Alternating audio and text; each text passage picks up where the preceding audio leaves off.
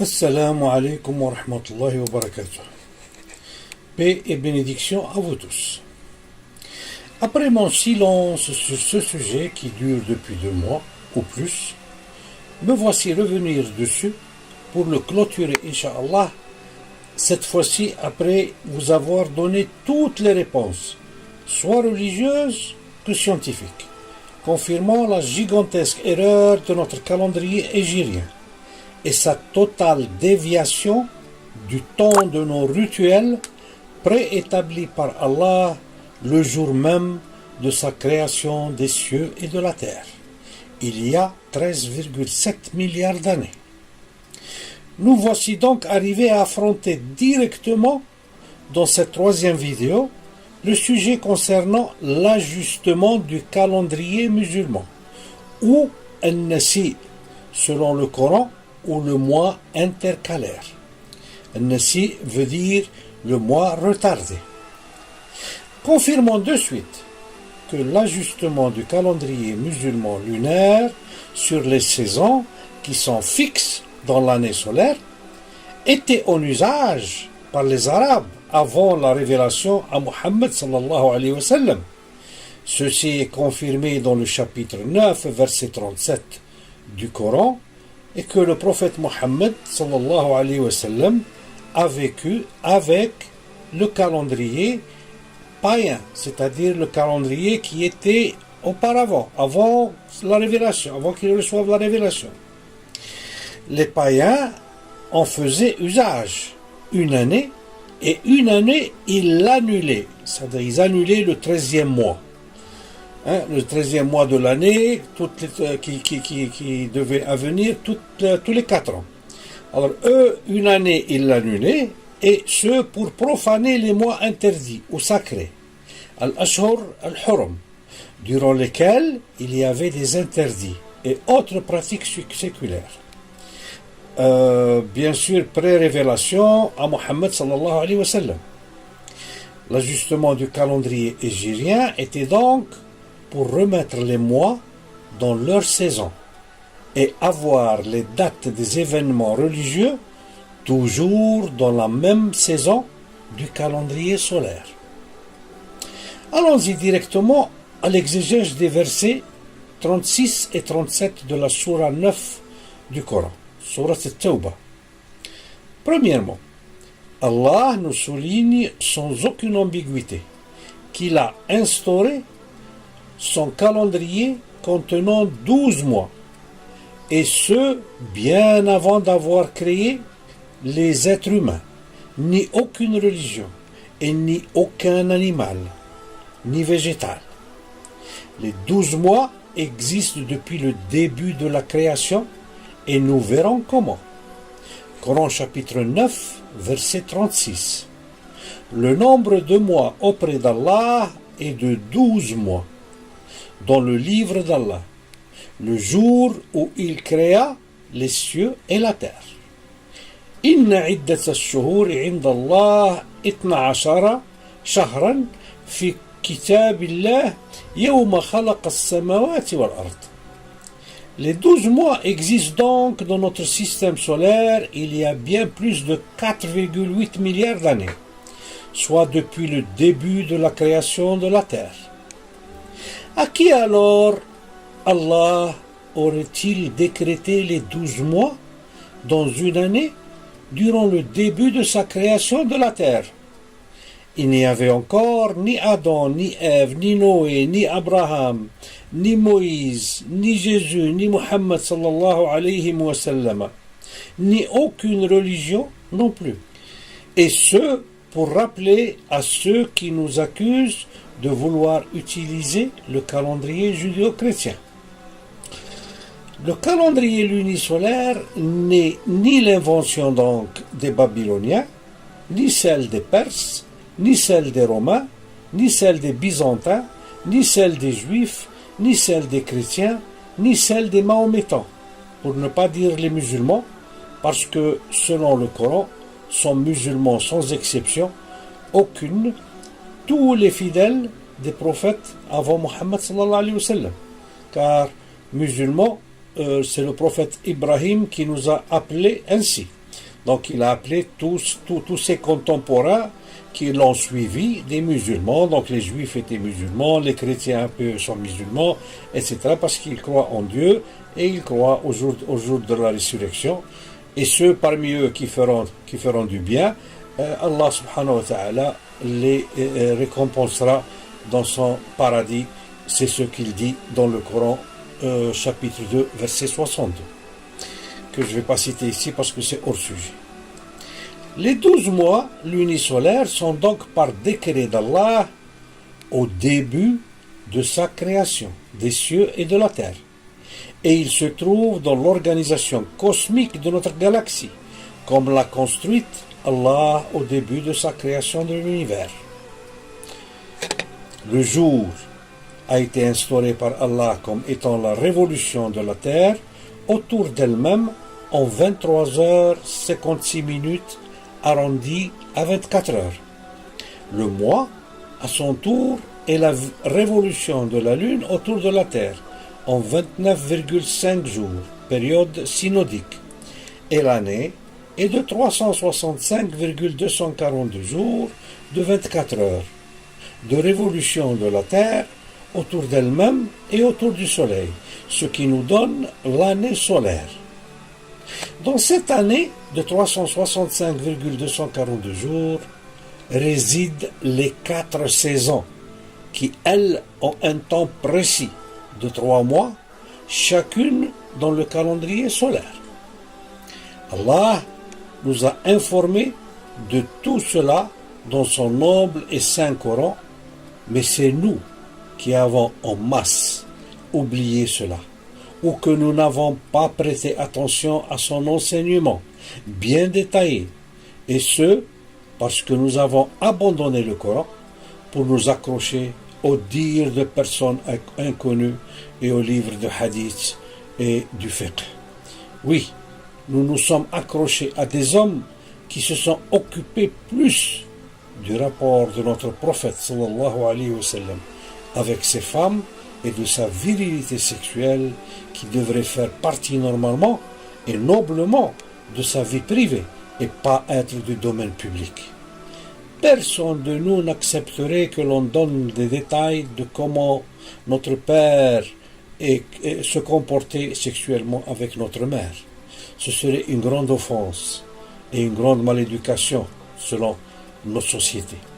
Mais nos théologiens ont donné beaucoup d'importance à ce sujet sur lequel je reviendrai dans mes futures vidéos pour dénoncer les honteux hadiths sur le prophète qui ont permis à ses ennemis de le souiller avec le titre du pervers sexuel ou du pédophile.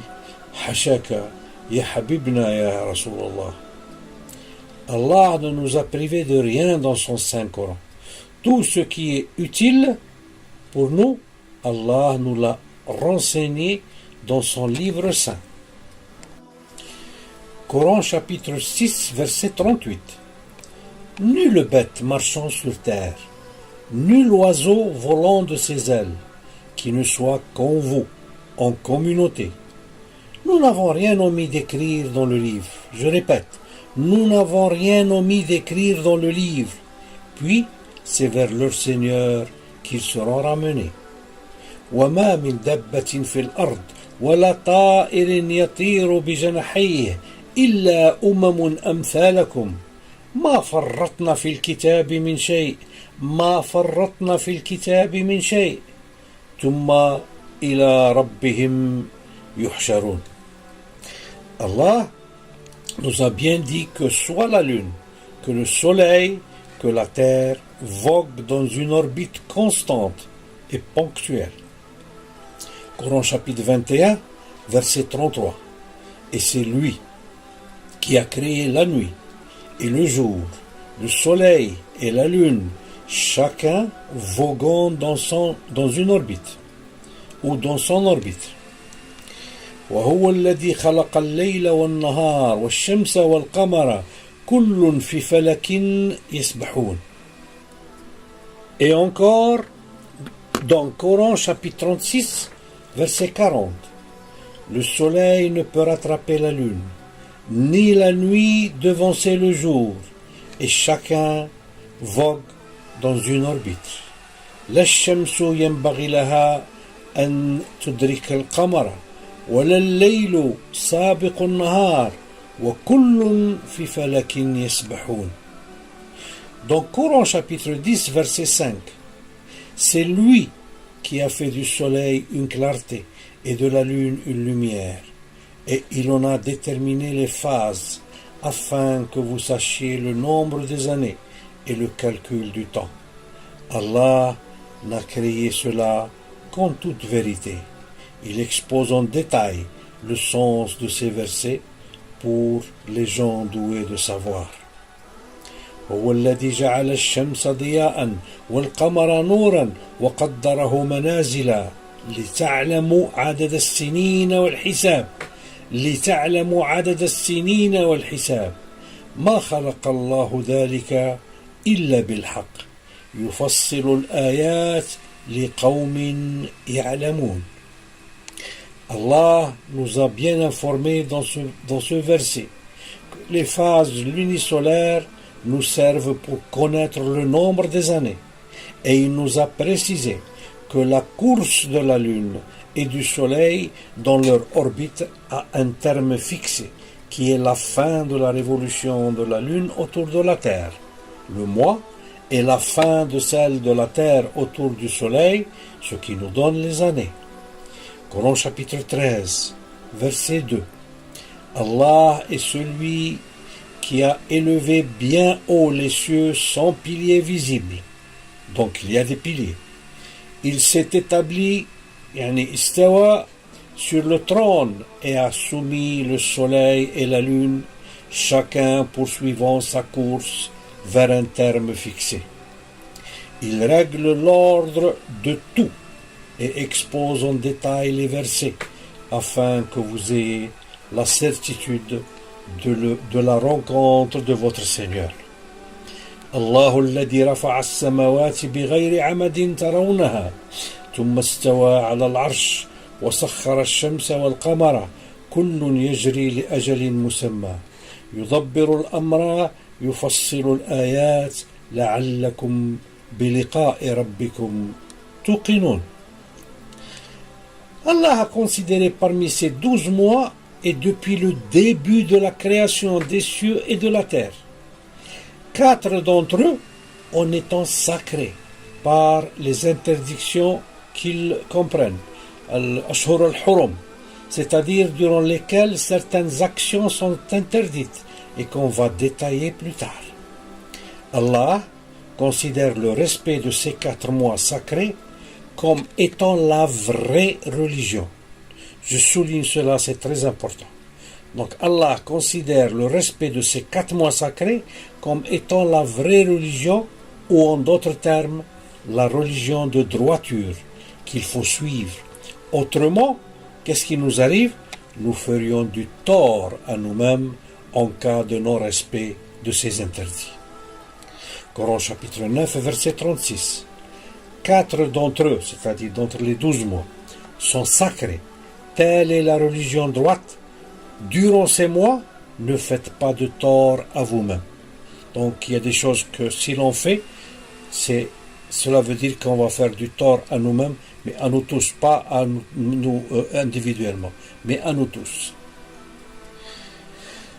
منها 4 حرم من 12 شهرا منها 4 حرم ذلك الدين القيم لا تظلموا فيهن أنفسكم. Le tort à nous-mêmes, on le fait dans le cas de non-respect de ces interdictions durant les mois sacrés, que je vais vous détailler dans ce qui va suivre. Ces 4 mois sacrés au Hurum sont dits interdits par Allah, parce que durant leur période, Allah aurait interdit quelque chose d'important, qu'on va voir. Il n'y avait aucun rituel au début de la création des cieux et de la terre, vu qu'il n'y avait pas encore d'être humain, ni de religion, ni de pèlerinage à l'époque. Ce qui signifie, sans aucun doute, que la sacralité de ces 4 mois non définie ou spécifiée d'ailleurs dans le verset en question, depuis la création des cieux et de la terre, serait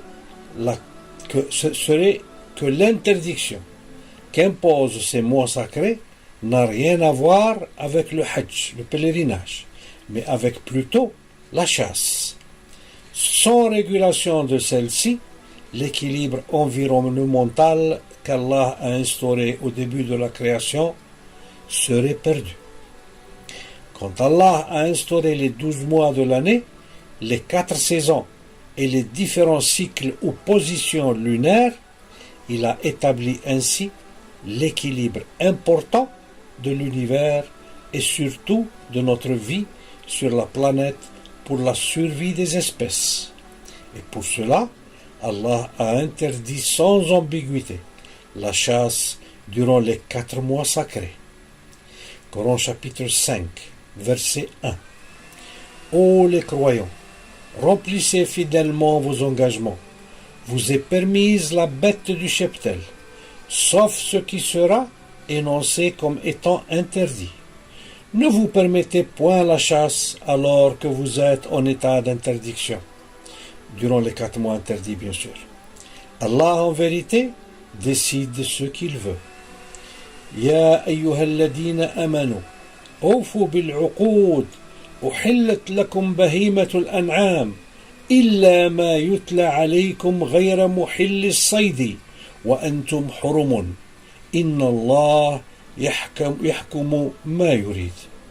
Et encore, un autre verset sur l'interdiction de la chasse pendant les 4 mois durant lesquels celle-ci est interdite. Coran chapitre 5, verset 94 ou 94. Ô les croyants, Allah va certainement vous éprouver par quelques gibiers à la portée de vos mains et de vos lances. C'est pour qu'Allah sache celui qui le craint en secret. Quiconque après cela transgresse aura un châtiment douloureux. يا أيها الذين آمنوا ليبلونكم الله بشيء من الصيد تناله أيديكم ورماحكم ليعلم الله من يخافه بالغيب فمن اعتدى بعد ذلك فله عذاب أليم. Et enfin, le dernier verset sur l'interdiction de la chasse. Coran chapitre 5, verset 95. Ô les croyants, ne tuez pas de gibier pendant que vous êtes en état d'ihram, c'est-à-dire pendant les 4 mois interdits ou sacrés. Quiconque parmi vous en tue délibérément, qu'il compense alors soit par quelques bêtes de troupeau, semblables à ceux qu'il a tués, d'après le jugement de 2 personnes intégrées parmi vous, et cela en offrande qu'il fera parvenir à destination des pauvres de la Kaaba, ou bien par une expiation en nourrissant des pauvres, ou par l'équivalent en jeûne. Cela afin qu'il goûte de la mauvaise conséquence de son acte, parce qu'il n'a pas respecté les interdits que Allah a fixés durant les 4 mois interdits, ou les 4 mois haram. Allah a pardonné ce qui est passé, mais quiconque récidive, Allah le punira. Allah est puissant et détenteur du pouvoir de punir. Ya ayyuhalladhina amanu, la taqtulu as-sayda wa antum hurumun, wa man qatalahu minkum muta'ammidan fajaza'un mithla ma qatala min al-an'am من النعم يحكم به ذوي عدل منكم هديا بالغ الكعبة أو كفارة طعام مسكين أو عدل ذلك صياما ليذوق وبال أمره عفى الله عما سلف ومن عاد فينتقم الله منه والله عزيز d'intiqam. L'imposition du calendrier lunaire a été instaurée malheureusement par le calife Omar radiallahu anhu et stabilisée après lui par le pouvoir des Abbasides qui ont transgressé ainsi à l'interdiction des 4 mois sacrés et imposé le non-usage du mois intercalaire, ou l'ajustement de l'année lunaire avec les saisons de l'année solaire, comme ça se fait depuis des siècles chez les juifs et chez les chrétiens, avec l'année bissextile, quand ils ajoutent tous les 4 années un jour au mois de février qui devient de 29 jours au lieu de 28 jours. Coran chapitre 55, verset 7. Et quant au ciel, il l'a élevé bien haut, et il a établi la balance, afin que vous ne transgressiez pas dans l'équilibre de l'environnement. Moi j'ai mis environnement parce que c'est sous-entendu, c'est ce qu'il veut dire. والسماء رفعها ووضع الميزان ألا تطغوا في الميزان. Allah n'a pas défini quels sont les 4 mois sacrés parmi les 12, et ce à cause de la différence des climats entre les différentes régions du globe terrestre.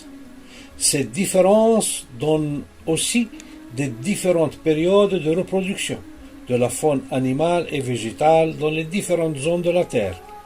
Il a donc laissé aux différents peuples et différentes régions du globe le choix de ces mois selon les conditions climatiques et leur constatation du début de la période de reproduction animale et végétale, durant lesquels doivent être comptés les 4 mois interdits.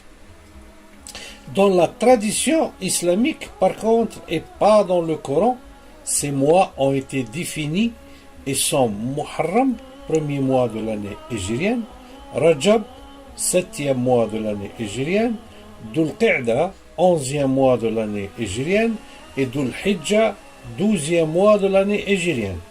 Et durant ces mois, les interdits concernent seulement la chasse. La chasse de la part des pèlerins quand ils sont en habillement du ihram. Et à dire la vérité, les pèlerins n'ont aucune envie de pratiquer la chasse, soit à cause de leur habillement inadéquat, soit encore à cause de l'inexistence de gibier autour de la Mecque. D'après Abu Bakr, radiallahu anhu, le prophète sallallahu alayhi wa sallam a dit durant son discours de l'adieu à son retour de son unique pèlerinage à la Mecque. Il avait dit: le temps a repris son cours tel qu'il était quand Allah créa les cieux et la terre. L'année compte 12 mois, dont 4 mois sacrés. Les 3 se succèdent et ont pour nom Dhul Qa'da, Dhul Hijjah et Muharram. Et le 4e, Rajab intercalé entre Jumada et Sha'ban. Ça, c'est un hadith numéro 2958 dans Sahih al-Bukhari. Ce hadith nous informe que durant ce dernier discours du prophète à la Ummah, et qui a eu lieu en 632 du calendrier solaire, soit le 28 du mois de Dhul Hijjah, et à la fin de l'année lunisolaire. 2 jours après ce jour-ci aurait été la veille du jour de l'an arabe ou islamique, soit le 1er Muharram, c'est-à-dire le 1er du mois lunaire Muharram. Coran chapitre 5, verset 3. Aujourd'hui, j'ai parachevé pour vous votre religion et accompli sur vous mon bienfait, et j'ai agréé l'islam comme religion pour vous. اليوم أكملت لكم دينكم وأتممت عليكم نعمتي ورضيت لكم الإسلام دينا. Les empires aiment commencer leur histoire à partir du moment de leur victoire sur leurs ennemis et le début de leur gloire et de leur pouvoir dans le monde. Malheureusement, nos ancêtres ont préféré le départ de notre histoire à partir du jour ou de l'année de notre défaite, quand le prophète Mohammed sallallahu alayhi wa sallam a dû fuir ses ennemis vers un exil qui était celui de Médina. C'est pour cela que je considère notre calendrier hégirien comme celui de la honte, parce qu'il commence par l'année de la défaite du prophète Mohammed sallallahu alayhi wa sallam, suite à sa fuite de la Mecque. Alors que si nos ancêtres avaient pris comme point de départ de notre calendrier le jour du retour du prophète de son pèlerinage de la Mecque et le jour de sa grande victoire sur ses ennemis et sur le monde entier, soit le jour où il a parachevé la révélation de Dieu et le jour où ses fidèles formaient une puissance qui allait changer radicalement le monde en le portant vers une nouvelle ère, celle de l'intellect et de la connaissance. Le pèlerinage d'adieu du prophète est un fait historique, connu et authentifié par les historiens. Il a eu lieu le 28 de Dhul Qa'da, ou en 623 du calendrier grégorien. Alors, le calendrier hégirien a corrompu les recommandations d'Allah concernant les 4 mois interdits du calendrier qu'Allah veut que nous suivions assidûment. Et il concerne le respect des interdits durant ces 4 mois, qui sont d'ailleurs non définis. Donc ces interdits, on doit les considérer comme piliers importants de la nouvelle religion. Aucun pays musulman n'a jamais appliqué ces interdits et défini en quel mois la chasse est interdite, par exemple. Sauf dernièrement, après avoir vu que le monde entier a créé des périodes d'interdiction de la chasse pour les raisons qu'on a citées auparavant. Les mois hégiriens tournent autour du calendrier solaire en 33 ans et donc aucune possibilité de définir quels sont ces 4 mois interdits, parce qu'ils changeront chaque année, vu que les mois tournent autour des saisons. Et donc, le mois de décembre peut être au début de l'hiver, et peut être au début du printemps, et peut être au début de l'été, et ainsi de suite. Le prophète Mohammed sallallahu alayhi wa sallam a vécu avec le calendrier des païens qui n'était autre que le calendrier lunaire juif en vigueur jusqu'à ce jour.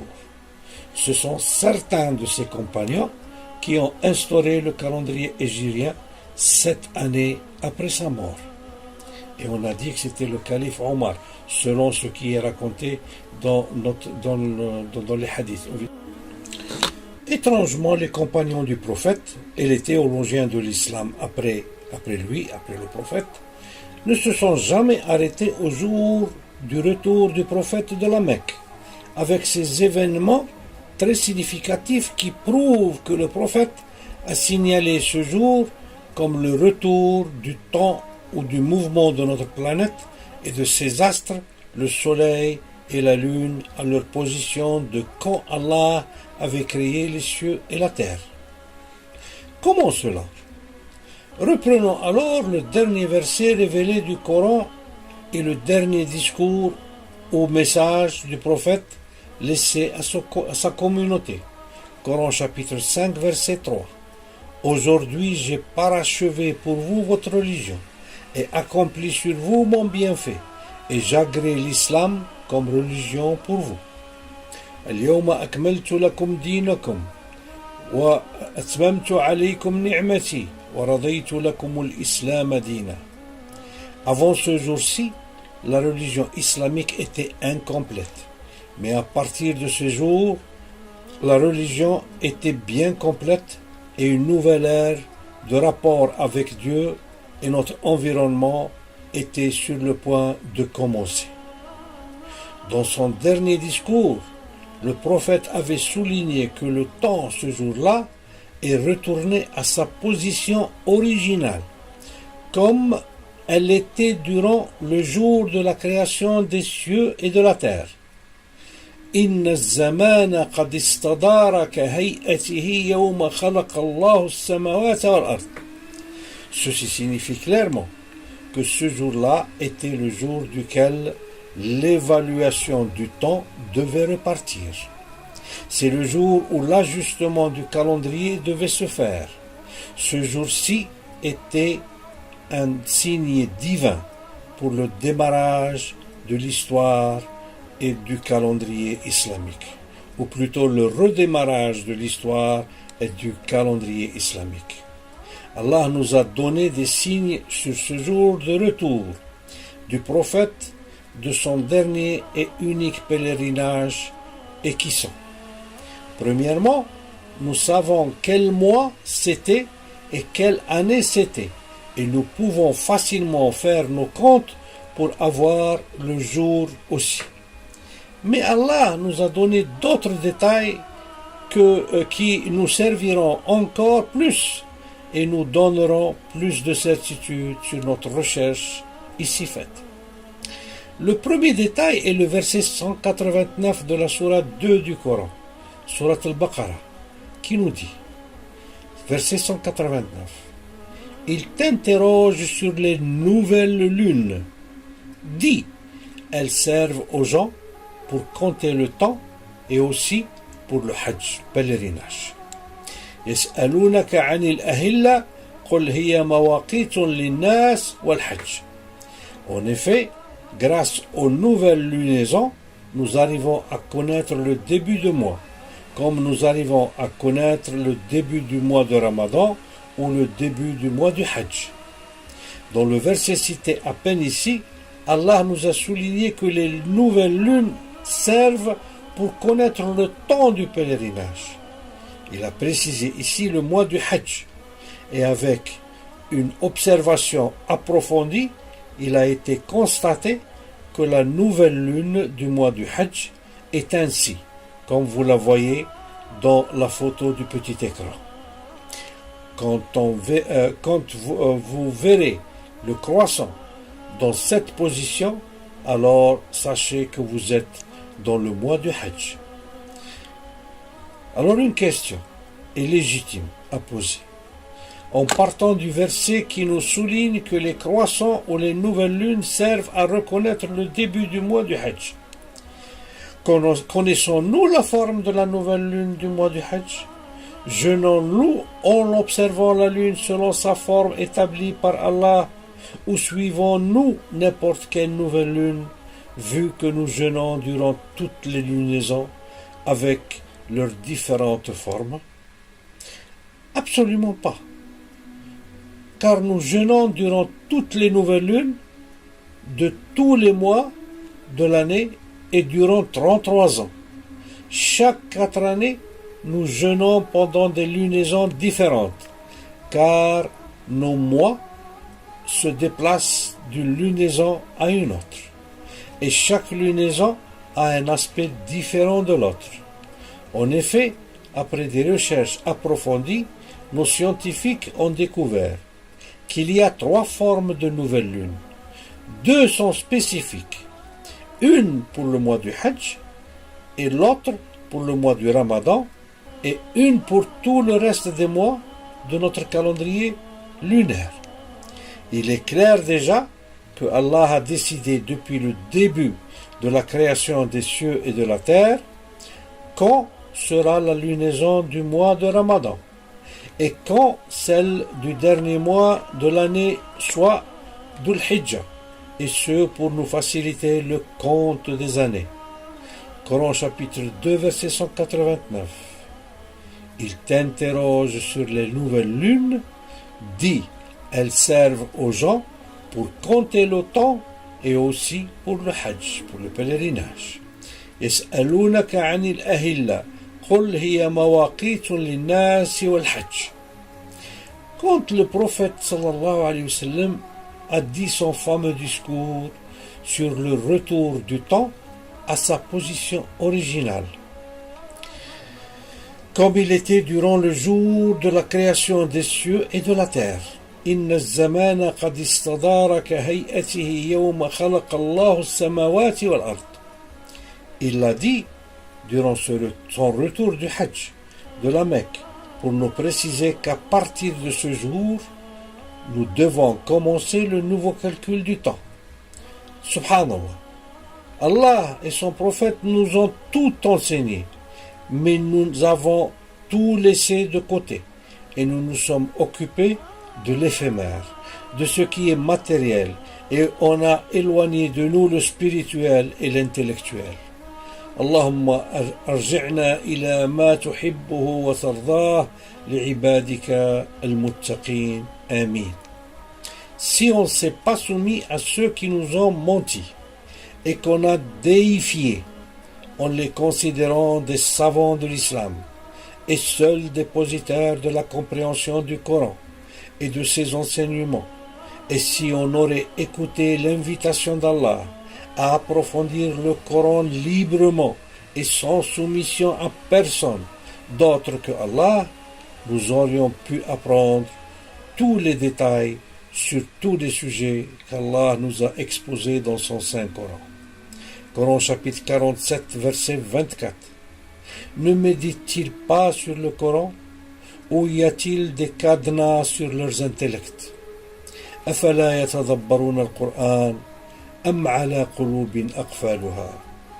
Allah ne nous a jamais imposé de nous soumettre à qui que ce soit, sinon au contenu de son Coran ou de ce qui est confirmé sur le Coran et qui se trouve dans les livres de hadith. Allah nous prescrit le jeûne dans les conditions suivantes. Coran chapitre 2, verset 187. Mangez et buvez jusqu'à ce que se distingue pour vous le fil blanc de l'aube au fil noir de la nuit. Puis accomplissez le jeûne jusqu'à la nuit. وكلوا واشربوا حتى يتبين لكم الخيط الأبيض من الخيط الأسود من الفجر ثم أتموا الصيام إلى الليل. Nous devons donc avoir durant notre mois de jeûne sur toute la terre un jour entier de jeûne jusqu'à la nuit affirmée et une nuit entière jusqu'au début du jour avec la possibilité de boire et de manger. Nous devons donc chercher dans nos 12 mois quels sont les mois durant lesquels ces conditions sont garanties. Quand nous avons des mois durant lesquels il y a le jour, plus la nuit, plus l'aube ou le fajr. Nous devons voir aussi s'il y a des mois durant lesquels la longueur du jour et de la nuit sont égales sur toute notre planète, et ce afin que chaque habitant de la Terre, croyant, ait les mêmes conditions que les autres pour jeûner. Je vous salue et je vous donne rendez-vous à la deuxième partie de cette vidéo, dans laquelle vous aurez la réponse à cette dernière question et les conclusions de ce long sujet qui m'a pris beaucoup de temps et que je trouve très important de connaître dans le détail. Inch'Allah, on va le conclure là dans la prochaine vidéo. وآخر دعوانا أن الحمد لله رب العالمين والسلام عليكم ورحمة الله وبركاته.